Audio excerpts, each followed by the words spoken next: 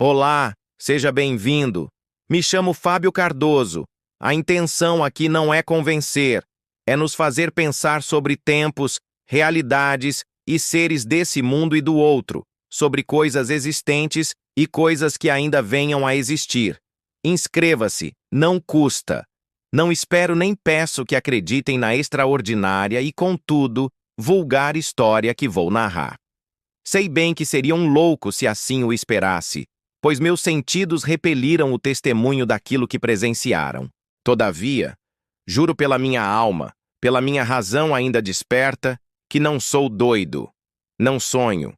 E, no entanto, a verdade está aqui, queimando-me a mente, e como devo morrer amanhã, deixem-me hoje aliviar este fardo que me consome, este peso que me esmaga e que me faz estremecer até os ossos. O objetivo que tenho neste instante de confissão é simples e direto: relatar ao mundo uma sucessão de acontecimentos domésticos, claros, frios, desprovidos de comentários desnecessários.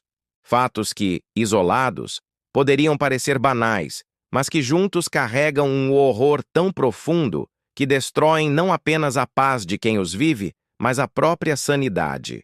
Não pretendo explicar o que não tem explicação. O que vi, o que fiz, o que sofri, tudo isso me torturou além dos limites da linguagem. Acredito, contudo, que uma mente mais calma, um espírito mais sereno que o meu, talvez consiga um dia ver nestes eventos apenas uma cadeia de causas e efeitos naturais, um drama comum, livre do terror sobrenatural que, para mim, os envolve como uma sombra sufocante. Desde a infância, todos me conheciam como um menino de caráter doce e gentil. A sensibilidade do meu coração era tamanha que meus companheiros muitas vezes se aproveitavam de minha ingenuidade. Eu não me importava. Talvez até me orgulhasse secretamente dessa bondade que me distinguia. Entre todas as minhas inclinações, havia uma que se destacava acima das outras: a afeição intensa, quase obsessiva, pelos animais. Desde cedo, cercaram-me pássaros, cães, coelhos e gatos, pois minha família, conhecendo-me, oferecia-me com frequência novos companheiros. Cada um deles, pequeno ou grande, encontrava em mim um amigo fiel e constante. Não havia momento mais feliz em meus dias do que aquele em que eu alimentava meus animais ou lhes acariciava o pelo macio. Essa inclinação, longe de desaparecer, cresceu comigo. Quando me tornei homem, quando a juventude cedeu lugar à maturidade, descobri que a companhia dos animais ainda era para mim fonte de prazer sereno e sincero. Aqueles que já sentiram a devoção muda de um cão fiel compreenderão o que digo. Na amizade silenciosa desses seres não há cálculo, não há interesse. Há, antes, algo que toca diretamente a alma, principalmente a de quem já sofreu as mesquinhas traições e a frieza que tantas vezes marcam as relações humanas. Casei-me cedo e tive a felicidade de encontrar em minha esposa um coração semelhante ao meu. Ela, como eu, amava os animais e não perdia a oportunidade de aumentar o número de nossos companheiros domésticos. Nossa casa logo se encheu de vida. Pássaros em gaiolas douradas, um peixe que nadava em círculos tranquilos, coelhos brancos, um saguim brincalhão, um cão nobre e, entre todos, um gato preto, de nome Plutão, cuja inteligência e porte impressionavam qualquer visitante. Plutão tornou-se meu favorito. Seguia-me por toda parte, dormia aos meus pés, esperava-me à porta quando eu me ausentava. Sua presença era tão constante e tão afetuosa que muitas vezes eu me pegava conversando com ele, como se fosse capaz de entender cada palavra. Minha esposa, supersticiosa em certo grau, lembrava-me às vezes da antiga crença popular de que os gatos pretos eram bruxas disfarçadas. Ríamos disso. Ela mesma não levava a sério tal ideia. Os anos passaram e Plutão continuava a ser meu companheiro inseparável. Mas algo começou a mudar em mim. Um demônio, o mais cruel e insidioso de todos, entrou em minha vida. O demônio da intemperança. A princípio, a bebida parecia apenas aliviar minhas preocupações. Depois, tornou-se hábito.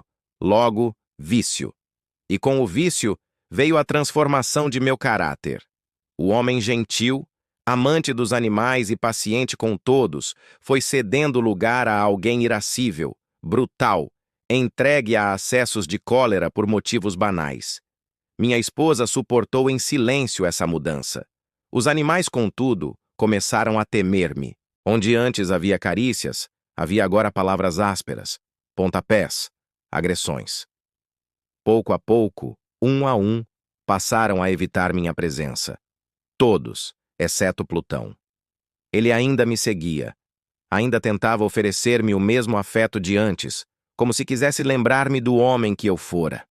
Talvez fosse essa constância silenciosa que um dia despertou em mim não gratidão, mas irritação crescente. Até que certa noite, voltando para casa embriagado, achei que Plutão recuara ao ver-me. Interpretei esse gesto como rejeição e um ódio súbito apoderou-se de mim. Agarrei-o brutalmente. Ele, apavorado, cravou-me os dentes na mão. Foi ferida leve, mas suficiente para incendiar em mim uma fúria cega, desumana, como se o próprio inferno tivesse tomado posse do meu ser. Arranquei do bolso um canivete. Num gesto rápido e insano, arranquei-lhe um olho. Ah, Deus! Ao escrever isso, sinto o mesmo arrepio, a mesma vertigem que me acometeu ao ver aquele sangue quente escorrendo, ao ouvir o miado de dor que jamais esquecerei. Mas na hora, eu não era mais homem. Era um monstro embriagado, um instrumento vivo da perversidade. Na manhã seguinte, a razão voltou, mas trouxe apenas um remorso fraco, impotente. O vício não me deixava sentir plenamente a culpa. Logo voltei à bebida, afogando nela qualquer lampejo de arrependimento. Plutão, mutilado, continuou vivo. Recuperou-se lentamente, evitando-me agora com horror. Esse afastamento, que deveria despertar minha compaixão, inflamava-me ainda mais a ira. Até que o espírito da perversidade, sim, há em nós essa força sombria que nos faz agir contra o bem apenas porque é contra o bem, levou-me a cometer ato ainda mais cruel. Num amanhecer silencioso, pendurei-o numa árvore. Matei-o sabendo que ele me amara. Matei-o sabendo que cometia pecado mortal. E matei-o chorando, tomado por um misto de raiva e desespero. Naquela noite, a casa incendiou-se misteriosamente. Perdemos tudo. Só uma parede ficou de pé. E nela, entre a cal e o fumo, surgiu a figura nítida de um gato com uma corda no pescoço. Tentei explicar racionalmente. Alguém jogara o corpo de Plutão pela janela durante o incêndio. As chamas e a cal imprimiram-lhe a forma na parede. Mas, no fundo, uma sombra começou a crescer em minha mente. Meses depois, numa taberna, encontrei outro gato preto, idêntico a Plutão, exceto por uma mancha branca no peito. Adotei-o. Logo, porém, a mancha pareceu tomar forma distinta, a de uma forca. E esse novo animal seguia-me por toda parte, cada vez mais afetuoso, cada vez mais incômodo. Descobri, com o horror, que também lhe faltava um olho.